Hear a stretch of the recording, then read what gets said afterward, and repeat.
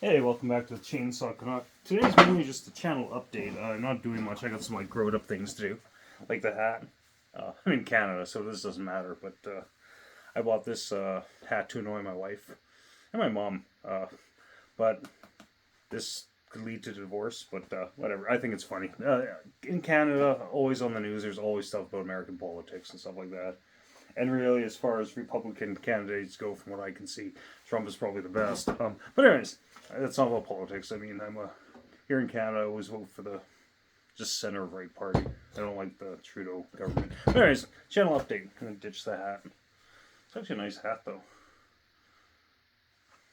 It's too shallow. It's too small for my big head, but it's actually a nice looking hat. Kind of like the. Well, anyways, it's just a stupid hat I bought off Amazon for a few bucks. Anyways, so now this is kind of informative. So I have the build, the XL1 high compression build, which is on this chassis that I put together. Where I had to do some swapping and stuff like that there. So I was going to put the piston ring on the piston and broke the ring. And that's a bit of a problem. You can find the rings, but these use what they call a Dykes ring. It's, I don't know if I'll pick up on the camera, but it's like L-shaped. Like, it goes right on top of the piston. Like that. And this is only on the XL1 manual oiler here in Canada. So with this series of saw, here in Canada, we have the XL1. There's the XL1 automatic. And then there's the Super Mini. The model variations, the Super Easy and the Super Mini are the same saw. One's just made at the Textron plant, the Super Easy in the States. And one's made in the Quebec plant in Pointe Claire at the Terry plant. And in the States too, there's some other version that had a 1 7/16 bore, like really small one. The XL1s, the blue XL1s here in Canada, always have the 1.5" piston with the Dykes ring. The Super Mini used the 1 9/16 piston, but then when they got rid of the blue manual oil only XL1s and the XL automatic, it also used a 1 9/16 piston, and there wasn't much difference between that and the Super Mini. But the Super Minis had more compression, but they had the same piston, so it must have been the cylinder difference. And not only that, they dropped the decomp in the XL1 automatic at some point. But anyways, so I broke the ring, because the one thing about these Dykes ring is, like any piston ring, if you open it like this, she's going to snap. But like this conventional piston ring, you have a lot of flex this way, so you can, basically thread the ring on. These Dykes rings, not so much. This is not the first time I've broken one of these. You can buy these on eBay. You can get a whole new piston and stuff. Leon Chainsaw Repairs has whole piston kits for them. But luckily, because I'm a hoarder, I just grabbed another XL1. I think I've got like 4 more blue runners in the shed. This one I haven't had running. This is one of the ones I got from Shapeshifter. I put a compression tester on it last night. This one is also pushing 170 psi. So it's quite healthy. So what we're going to do is this saw in general needs more work. Like this one, the fuel line is good, fuel filter is good. The carb actually looked good too. I can use that carb. This one needs fuel line, stuff like that. So, and I could swap that, but I'm not going to do that. And this one also is running a rim drive sprocket, which I like, because I might switch it over to 325, because that's probably more suited.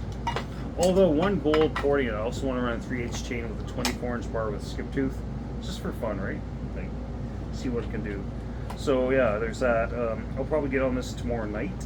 I also got the plastic piston that I got put on some saw. That's might not happen till next week. But yeah, I really want to do that. That's gonna be fun. And for people that comment, oh, it's not gonna last. I know it's not gonna last. That plastic piston, it's gonna grenade. It's made of UHMW, and its melting point of UHMW is 267 degrees Fahrenheit, but starts to get too soft at 180 degrees. So, like I said, I think it might last 5 seconds, maybe longer. But not only is there the fact that the piston's gonna melt, just the elasticity of the material itself and the wrist pin, I think it's going to all along the holes right quick. So we'll see what happens. It's just for fun, right? So So I get on that, and then I got to do some more machine work. This is a Poulin 3400 cylinder. This one, someone gave this one to me, and I'm gonna pay it forward. And there's a Red's tiller. He needs one, so I'm gonna go ahead and machine some off the base to start with it, because these have pretty high swish on them. So I'm gonna take off maybe 25 thou. You give it a quick hone, and then send it off to New York. That's going to New York. I actually have another package I got sent to New York. I got a saw I want to send to a guy in New York. I'm just waiting for parts. I need a clutch cover. But anyways, but yeah, that's the channel update. So yeah, tomorrow night I can get onto this. I'll probably have it all together tomorrow. I might get to the plastic piston for the weekend. We'll see what happens. It's been, haven't been able to do any cutting. It's been cold. We hit temperatures down to minus 40, which is the same in Celsius Fahrenheit. That's freaking cold even for Edmonton. Today it was got up to minus 13 Celsius. I think that would be, I don't know what that is. I think that'd probably be like 20, between 10 and 20 Fahrenheit, I think. So, but it felt like t-shirt weather, because after this extreme cold we had, like, they had power grid alerts because everyone plugs in their vehicles and electric cars are plugging them in, and Alberta's power grid was stretched to the limit. Now they're talking about getting small nuclear reactors and building some of those in Alberta, which is probably needed. But yeah, anyways, I'm just rambling, but hope everyone's having a great week. Hopefully I'll get some cutting done this weekend, but I got some other stuff to do. But yeah, talk to you guys later. Hope you enjoyed my random rambling and channel update. But yeah.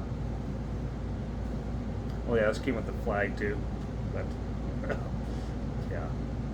But I'm not going to wear this out in public because it'll just look silly here in Canada. I've had a Pierre Poilievre 2025 hat. I would wear that. Anyways, take it easy. Bye.